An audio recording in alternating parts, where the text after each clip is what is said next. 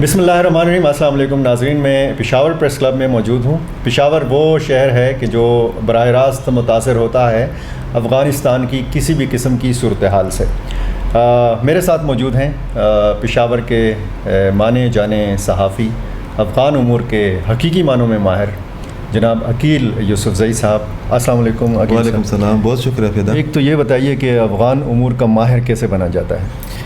اچھا، افغان امور کا یہ بہت بڑا انٹرسٹنگ قصہ ہے کہ جب ہم کوئی 20-25 سال پہلے پشاور میں کام کرنے لگے تو بیٹس ہوا کرتی تھی۔ جب پرنٹ میڈیا تھا، الیکٹرانک میڈیا نہیں تھا، تو بیٹ میں یہ بھی تھا کہ اگر آپ کرائم کر رہے ہو اور میں پولیٹیکل کر رہا ہوں تو میرے پاس اگر آپ کے کرائم میں بہت اچھی خبر ہے تو میں نہیں چلا سکتا۔ ایک ڈسپلن تھا، ایک طریقہ کار تھا، استاد تھے، ایڈیٹرز تھے۔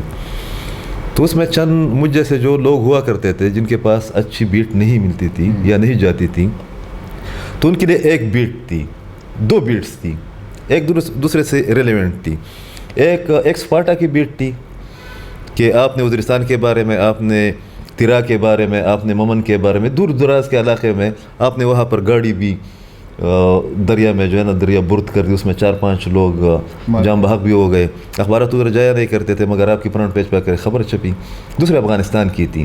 تو افغانستان میں جو مجھے اپنے کیریئر کا یاد ہے یا جو میری یادداشت ہے، تو اس وقت سب سے بڑا ایشو یہ تھا کہ افغانستان میں چونکہ 90s میں وہاں پر میڈیا تھا نہیں، اور افغانستان کے لیے 2 بڑے اخبارات، ایک انگریزی کا اخبار تھا فرنٹیئر پوسٹ، ایک پشتو کا اخبار تھا وحدت، وہ پشاور سے جایا کرتے تھے۔ وہ افغانی بھی، افغان حکومتیں یا افغان قیادت بھی اس پر انحصار کرتے تھے۔ تو اس وجہ سے ان کے لیے بیٹ بھی تو ایک تو حقیقی بیٹ یا ان اخبارات کا جو ایک مین ایجنڈا تھا وہ کریٹ ہوئی، وہ چیزیں ہو گئی۔ اور دوسرا یہ تھا کہ جن کے پاس خبر نہیں ہوا کرتی تھی تو افغانستان کے بارے میں جو ہے نا اپنے اخبار میں باقی جو اخبارات تھے اس میں خبر چلایا کرتے تھے، تو اسی سے بھی ہم جیسے ماہرین نکلے۔ مگر یہ ہے کہ پشاور نے گراؤنڈ ریئلٹی اور سچی بات یہ ہے کہ افغانستان کے بارے میں چونکہ جلال آباد میں جنگیں ہوا کرتی تھی، خوست، پکتیا، پکتیکا، یہ تمام پشاور کے بالکل قریب رہی ہے، اور سب سے زیادہ جو افغان مہاجرین تھے وہ بھی یہاں پر تھے۔ اور پشاور 90s میں یا 80s میں CIA کا سب سے بڑا مرکز بھی تھا، ISI کی سرگرمیوں کا بھی مرکز تھا، اور القاعدہ کا وجود بھی ادھر کریٹ ہوا ہے ٹاؤن میں۔ پھر اس کے بعد امریکن جب آ گئے تو ان کے دفاتر بھی یہاں تھے۔ تو بیٹ وائز بھی، اور اگر یہاں پر صحافیوں نے کام کرنا تھا تو ان کے لیے تمام چیزوں کو، اگر آپ نے صرف ایک افغان امور بننے کے لیے صرف مہاجروں کے بیٹ کو لے لیا تو وہ بھی اتنا بڑا واسٹ ایک سبجیکٹ ہے کہ اس میں لوگوں نے کام کیا۔ مگر جو ایک خلاصہ ہے وہ یہ ہے کہ پشاور نے افغانستان کے بارے میں بہت اچھے صحافی پیدا کیے ہیں، ان لوگوں نے بہت اچھا ذمہ دارانہ کام کیا ہے، بہت اچھے تجزیہ کار پیدا کیے ہیں۔ مجھے صرف ایک جو سینئر سے گلہ ہے وہ یہ ہے کہ پشاور میں ہمارے سینئر نے جو افغانستان پر کام کرتے تھے یا ایکسپرٹا پر کام کرتے تھے، انہوں نے بکس نہیں لکھی ہے، تو ان کو چاہیے کہ کتابیں لکھی، اس لیے کہ سب سے بڑی جنگ اگر ہمارے قریب میں لڑی گئی ہے اور اس جنگ کے زد میں ہم بھی آئے ہیں، جس پریس کلب میں اور آپ بیٹھے ہوئے ہیں، یہ دنیا کا میرے خیال میں واحد پریس کلب ہے جہاں پر خودکش اٹیک ہوا ہے، یہاں پر شہادتیں ہوئی ہے۔ اسی پشاور میں 100 سے زیادہ خودکش اٹیکس ہوئے ہیں۔ تو چونکہ لا تعلق رہنا ناممکن تھا۔ ابھی جس مخلوق کی آپ بات کر رہے ہیں وہ میرے خیال میں مین اسٹریم میڈیا کے ماہرین نہیں ہے، وہ سوشل میڈیا کے ماہرین ہیں۔ ٹھیک ہے، اور شاید یہی وجہ ہے کہ 9/11 کے بعد دنیا بھر کا جو میڈیا ہے اس نے رخ کیا تھا پشاور کا۔ بالکل بالکل، میرے خیال میں اسی دور میں پھر ہمیں اندازہ ہو گیا کہ پشاور کا میڈیا 9/11 کے بعد انٹرنیشنل اسٹیٹس اس کو ملا۔ جنگ میں ہمیشہ صحافت اور لٹریچر اس کو فروغ بھی ملتا ہے، اس لیے کہ جنگ سے کہانیاں جنم لیتی ہے۔ ایک ایک کہانی پر فلمیں بنائی جا سکتی ہے، ایک ایک کہانی پر، ایک ایک سانحے پر، ایک ایک واقعے پر کتابیں لکھی جا سکتی ہے۔ تو 9/11 کے بعد کابل میڈیا کا مرکز نہیں بنا، کابل بنا پروپیگنڈا میڈیا کا مرکز، وہ پروجیکٹس تھے، مگر پشاور انٹرنیشنلی میڈیا کا ہب بھی بن گیا، اور میرے خیال میں ہمارے جو سنجیدہ لوگ تھے ان لوگوں نے بہت اچھا کام بھی کیا۔ اور آپ نے وحدت اخبار کا ذکر کیا، ہم کسی اور طرف نکل گئے ہیں۔ وحدت اخبار کا ذکر کیا، یہاں پر لاکھوں کی تعداد میں آج بھی افغان مہاجرین موجود ہیں، اور آج بھی وہ پشتو اخبارات زیادہ پڑھتے ہیں، اور ایک زمانہ وہ بھی تھا کہ جب یہاں پر فارسی اخبارات بھی چھپا کرتے تھے، یہاں پر پشتو کے افغان جو اخبارات ہیں 4-5 اخبارات، جی بالکل، تو وہ بھی چھپا کرتے تھے۔ کیا آج بھی وہی صورتحال ہے؟ آج بھی کیا مقامی جو پشتو کے اخبارات اور رسائل ہیں ان پر ہی تکیہ کیا جا رہا ہے؟ نہیں، 9/11 کے بعد افغانستان کے اندر اگرچہ اب بھی یہ بہت عجیب سی بات ہے، آپ کے سننے والوں کو یقین نہیں آئے گا کہ میرے حساب سے افغانستان دنیا کا واحد ملک ہے جہاں کا نیشنل ڈیلی نہیں ہے۔ 9/11 کے بعد بلین آف ڈالرز میڈیا اور پروپیگنڈا پر بھی خرچ ہوئے، مگر نیشنل ڈیلی کا جو ایک کنسیپٹ ہے، آپ زیادہ سمجھتے ہیں مجھ سے، کہ وہ ملک کے ہر علاقے میں، ہر طبقے میں، ہر سٹال پر، ہر شہر میں، ہر قصبے میں موجود ہو۔ افغانستان واحد ملک ہے جو نیشنل ڈیلی اس کا نہیں ہے۔ بعد میں اس طرح ہوا کہ وہاں سے ایک نئی شکل میں، جس کو ہم میگزین زیادہ کہہ سکتے ہیں، اخبارات کم کہہ سکتے ہیں، اس لیے کہ پروفیشنلزم کا بہت بڑا فقدان رہا ہے وہاں پر، تو وہاں پر سٹیز کے لیول پر ایک میڈیا کریٹ ہوا، مگر اس نے اس تقاضے کو شاید میرے خیال میں وحدت جس حالات میں یا جن وسائل میں بن رہا تھا، یا فرنٹیئر پوسٹ جو کہ پورے نیریٹیو کو انٹرنیشنلی بلڈ اپ کر رہا تھا، آپ کو پتہ ہے بہت بڑا اخبار تھا پشاور کا، تو اس لیول کا اب بھی وہاں پر اخبار نہیں ہے۔ البتہ درمیان میں چونکہ پاکستان اور افغانستان کے تعلقات بہتر نہیں رہے ہیں، خاص کر 9/11 کے بعد، تو اس کے بعد ان اخبارات کے، پاکستانی اخبارات کے وہاں جانے پر یا سپلائی پر پابندی لگ گئی، اس کی وجہ سے وہ اخبارات بھی کمزور ہو گئے، مگر یہ جو ہم پشتو، یعنی ہمارے یہاں کے اخبارات جو ہیں وہ افغانستان نہیں جا رہے، بہت کم جا رہے ہیں۔ اچھا، ایک وقت میں تو باقاعدہ یہاں سے ہزاروں کی تعداد میں، آپ وحدت کی مثال لے لیں، وحدت کا ایک وقت میں اس طرح سٹیٹس رہا ہے کہ افغانستان کے پریزیڈنٹس اور مختلف پارٹیوں کی لیڈر ایک تصویر کے لیے کہ وہ چھپ جائے پشاور سے، پھر کابل اور جلال آباد اور ننگرہار اور قندھار تک چلا جائے، اس کے لیے وہ باقاعدہ ان نمائندوں کو دعوت دیا کرتے تھے کہ آپ آ کر یہ ہماری تصویر پروسیس کر لیں یا ہماری پریس پروسیس کر دیں کہ وہ چھپ جائے۔ اور اسی زمانے میں یہاں کے صحافیوں کے روابط ہوئے افغان رہنماؤں کے ساتھ جو یہاں پر مقیم تھے۔ بالکل، دو قسم کے لوگ تھے، ایک تو وہاں پر افغانستان میں تھے، مثال کے طور پر اس وقت جو میڈیا کا جو طاقتور ترین ونگ تھا وہ حزب اسلامی کا تھا۔ حزب اسلامی کے یہاں پر دفاتر بھی تھے، انہوں نے ہمارے چند صحافیوں کو انگیج بھی کیا تھا کہ وہ انگریزی اور اردو میں ان کے کام کو یا جو ان کی سرگرمیاں تھیں ان کو ٹرانسلیٹ کر کے ان کو چھپوا دیں۔ اور اس کے علاوہ چونکہ یہ ہب تھا افغانستان کے بیٹ کے حوالے سے، اس کے مقابلے میں چونکہ کوئٹہ کا میڈیا آپ کو پتہ ہے بہت کمزور ہے، پشاور بہت رچ ہے میڈیا کے حوالے سے، اخبارات کے حوالے سے، ابھی ٹی وی چینلز اور بیوروز کے حوالے سے، صحافیوں کے تعداد کے حوالے سے، تو پشاور ہی پر انحصار تھا۔ مگر بعد میں 9/11 کے بعد وہ والا سلسلہ رک گیا، مگر ہمارے لیے لا تعلق رہنا اس لیے ممکن نہیں رہا کہ انٹرنیشنلی جن کی اوپینین کو زیادہ سنجیدہ لیا جاتا تھا، یا جو لوگ ایکسپرٹ تھے یا جن کی ایکسپیرینس تھی، وہ کابل میں یا کوئٹہ میں چونکہ نہیں تھے یا جلال آباد میں نہیں تھے، تو پشاور ان کی مجبوری بن گیا، پشاور شہر۔ اچھا، کون سا ایسا زمانہ تھا اور کون سی وہ شخصیات تھیں افغان رہنماؤں کی میں بات کر رہا ہوں جو یہاں پر ٹاؤن کے علاقے میں، حیات آباد کے علاقے میں یا پھر شمشتوں کے علاقے میں یہاں پر وہ رہائش پذیر رہے ہیں؟ بہت زیادہ رہے ہیں، میرے خیال میں نام اتنا زیادہ ہے کہ بوریت کا احساس ہوگا۔ لیفٹ اور رائٹ دونوں کے لوگ تھے۔ ڈاکٹر نجیب اللہ کی حکومت جب ختم ہو گئی تو اس وقت تو ظاہر ہے کہ یہاں پر حزب اسلامی لیڈنگ پوزیشن میں تھی، یہاں پر 5-6 میڈیا سے ریلیونٹ ہمیشہ مسعود کے لوگ بھی تھے، وہ ٹاؤن ہی میں رہائش پذیر تھے۔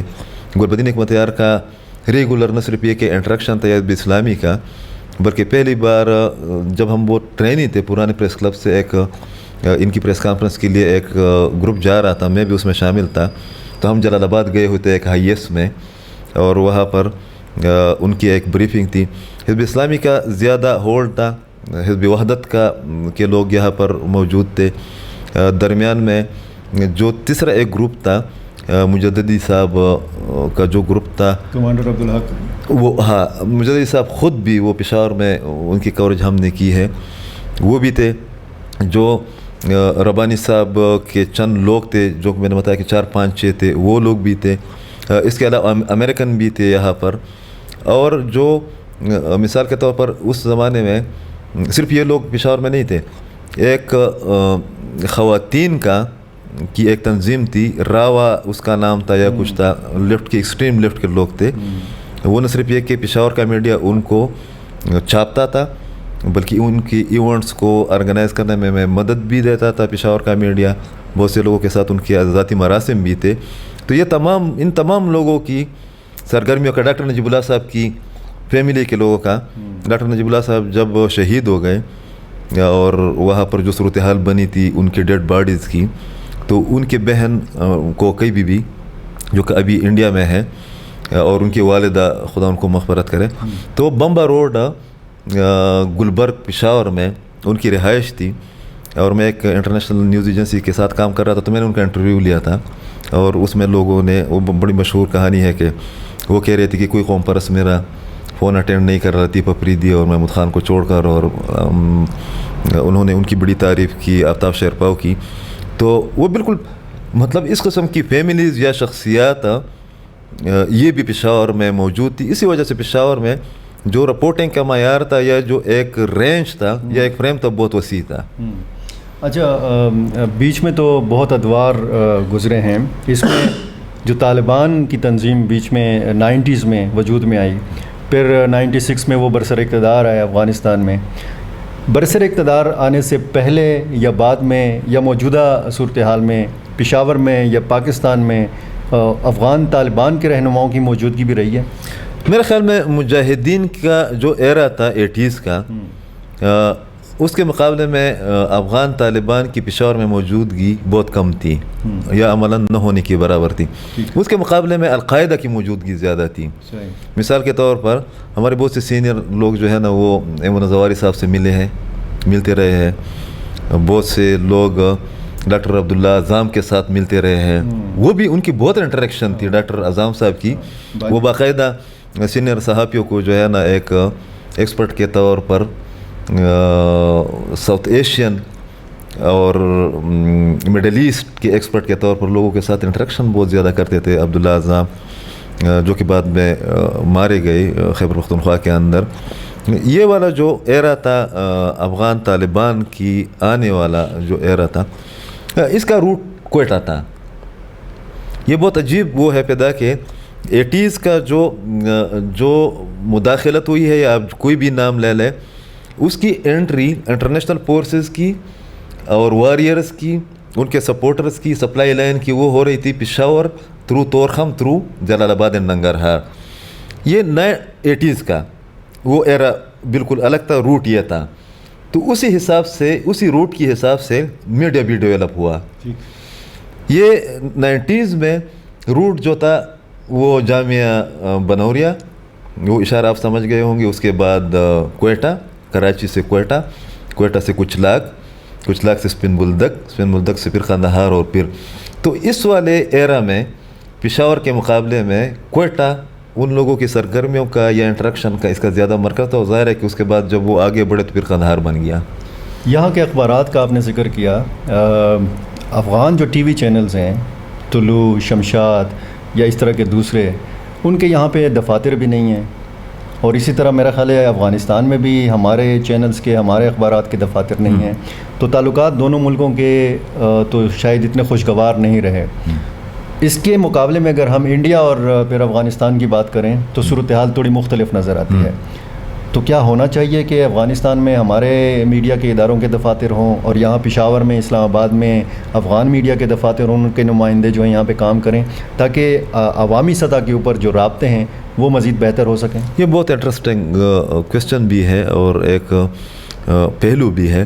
میرے خیال میں اگر میڈیا کے طور پر دونوں ممالک نے خاص کر 9/11 کے بعد ایک دوسرے کے ساتھ کوآرڈینیٹ کیا ہوتا تو اب جو بدگمانیاں ہے، جو الزامات ہے، جو فاصلے ہے، جو دوریاں ہے، یہ عملاً نہ ہونے کے برابر ہوتے. ہاں، اس طرح تھا.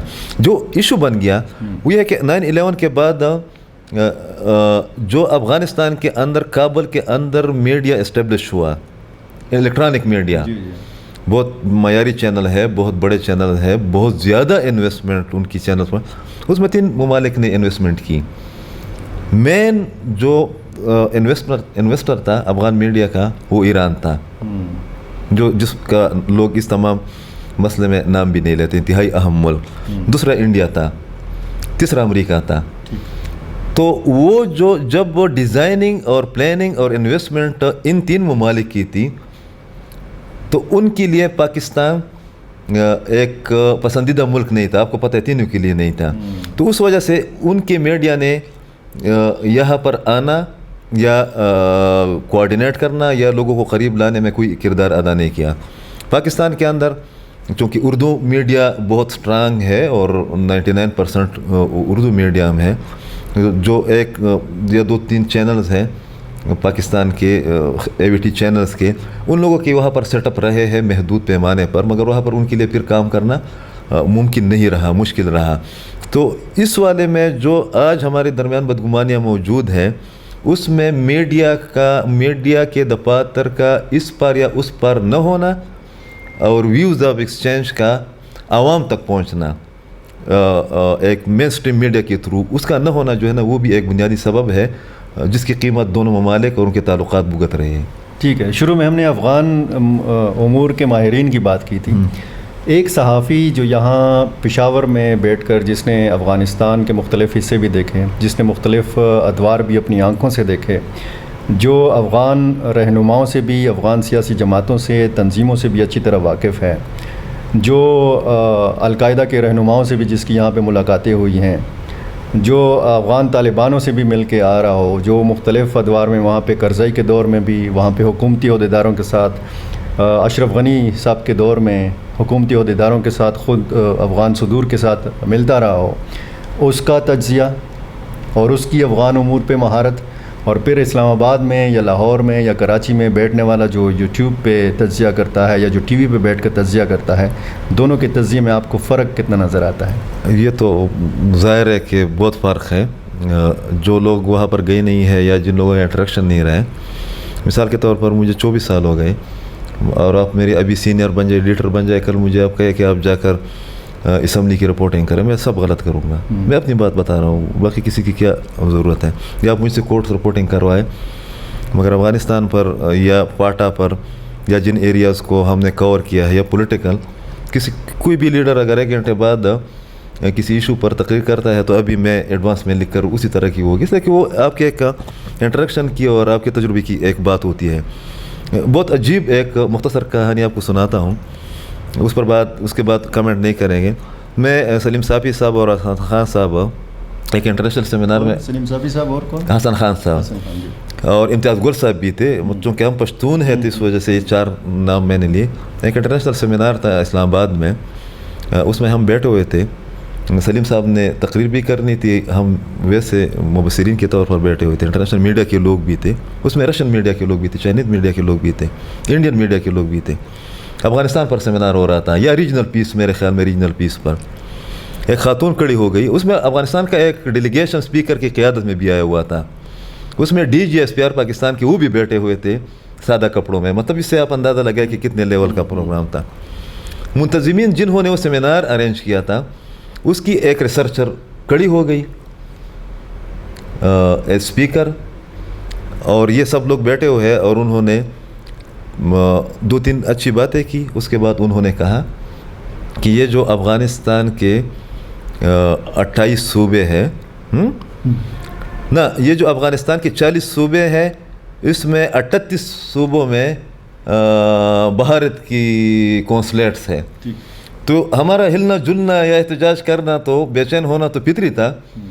तो एक बंदा खड़ा हो गया अफ़गान डेलीगेशन, उसने कहा बेटा सब्र करो, अंग्रेज़ी में उससे कहा। उसने कहा आप अफ़गानिस्तान गई हो? तो उन्होंने कहा कि नहीं, मालूमात के उसूल के लिए अफ़गानिस्तान जाना ज़रूरी नहीं है। तो उन्होंने कहा बेटा जितने आपने इंडिया के कौंसलेट्स बताई है, इतने अफ़गानिस्तान में शहर नहीं है। एक कौंसलेट बनने के लिए शहर का होना तो ज़रूरी है कि वहाँ पर बिजली हो, वहाँ पर। तो उन्होंने कहा बेटा मैं आपको अपने खर्चे पर और जिम्मेदारी पर लेकर जाऊँ, इतने शहर आप मुझे बता दें, मुझे पता लगेगा कि मेरे मुल्क ने इतनी तरक्की की है। तो इस किस्म के लोगों ने भी पाकिस्तानी मीडिया, पाकिस्तानी पॉलिटिक्स और आवाम को बहुत ज़्यादा गुमराह किया है। और उसका एक बुनियादी वजह एक और भी थी, चूँकि हमारी जो नैरेटिव बिल्डिंग है اس کا مرکز پاکستان کے اندر ریاست کے طور پر وہ اسلام آباد اور پنڈی ہے، اور وہاں پر آپ کو خود پتہ ہے، باقی سب لوگوں کو پتہ بھی ہے، کوئی گلی اس طرح نہیں ہے جہاں پر ایک ٹینک کا دفتر نہیں ہو۔ یہی افغانستان کی اور پاکستان کی افغان پالیسی میں ان ٹینکرز نے کی بورڈ والے سے پہلے بہت ایک منفی کردار ادا کیا ہے۔ بہت غلط رپورٹس، بہت غلط رپورٹنگ، بہت غلط تجاویز، بہت غلط ریسرچ، بہت غلط ڈیٹا یہ شیئر ہوتا رہا ہے، جس کی وجہ سے ہمیں جو ایک کلیئر پکچر تھی، جو جینوئن پکچر تھی، ہمیں نظر نہیں آئی۔ تو میرے خیال میں ابھی تک بھی اس طرح کے لوگ اسلام آباد میں، یہاں سے اگر میں اور آپ ابھی اٹھ جائے تو ہمیں میرے خیال میں کوئی 2 گھنٹے میں ہم اسلام آباد پہنچے ہوں گے، مگر وہ جو ماہرین ہیں وہ افغانستان اور وزیرستان اور باجوڑ تو چھوڑیں، ان میں سے بہت سے اب بھی جب بات کرتے ہیں یہ والا جو ابھی صورتحال پیدا ہو گئی تو وہ کہتے ہیں یار پشاور میں طالبان ہوں گے۔ اب اگر ان کے اپنے اپروچ کی یہ حالت، اس کے مقابلے میں مغربی میڈیا نے بہت اچھا کام کیا ہے۔ میرے خیال میں مغربی میڈیا کا ہم پر احسان ہے، جو غیر جانبدار پرنٹ میڈیا ہے خاص کر، کہ ان لوگوں نے صرف یہ کہ اس پر ڈاکومنٹریز بنائی ہے، پاٹا کو کور کیا ہے، لوگوں کی رائے پہنچائی ہے، بلکہ فلمیں بھی بنائی ہے اور کتابیں بھی لکھی ہے۔ تو وہ جو میں سٹارٹ میں بات کرتا کہ ہمارے چند سینئر اس طرح کے ہے، کوئی 10 اس طرح کے ہے کہ وہ یہ 3-4 جو ادوار ہیں افغانستان کے اندر، ان کے نہ صرف یہ کہ عین شاہد رہے ہے، بلکہ حکمرانوں کی ساتھ یا میڈیا کے ساتھ یا عوام کے ساتھ ان کا انٹریکشن بھی رہے، تو ان کو چاہیے کہ اس پر کم از کم بکس لکھنا جو ہے نا وہ شروع کریں۔ بہت شکریہ ناظرین۔ عقیل یوسفزئی صاحب ہمارے ہتھے چڑھے ہیں پشاور پریس کلب میں، ہم نے ان کو چھوڑنا نہیں ہے۔ پروگرام کا یہ پہلا حصہ تھا اور ہمارے ساتھ جڑے رہیے۔ پروگرام کے دوسرے حصے میں ہم افغانستان کی تازہ ترین صورتحال کے حوالے سے ان سے بات کریں گے۔ آپ کا بہت شکریہ۔